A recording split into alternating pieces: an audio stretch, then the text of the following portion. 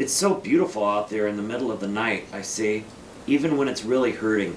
Night running is magic. There's something very spiritual about ultras too. I sometimes have this little feeling near the end that I don't want it to end, although I'm happy it's ending.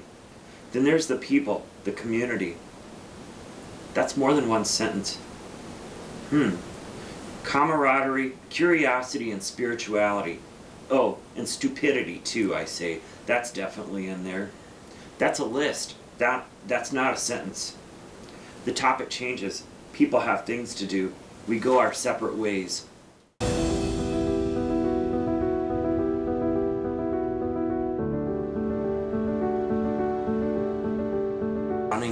Running is a big piece of my recovery. It's not something I depend on for my recovery. When I say recovery, I mean recovery from alcohol and drug abuse, or addiction rather.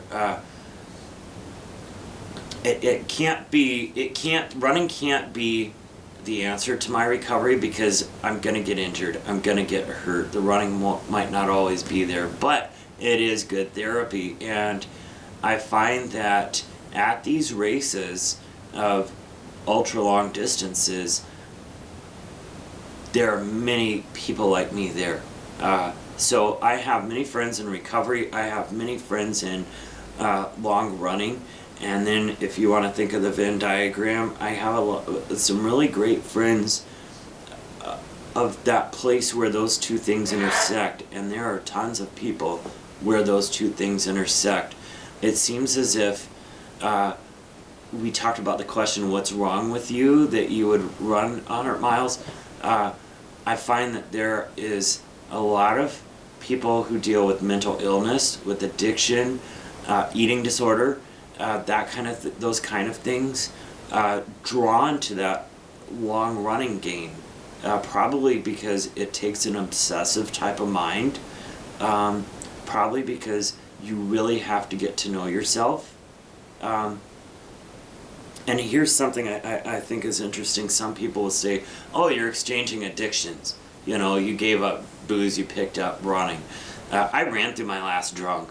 I know some people who like break their arms and keep running, or sprain their wrists and keep running, that kind of thing, get it looked at afterwards. But usually what stops people, it's all up here. It's their heads, it seems. You just see mental basket cases. You see people crying?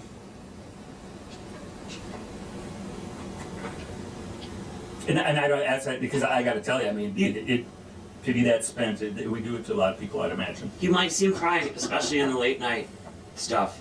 You know, I think 2, 3 a.m. is when you see some real messy, sloppy stuff.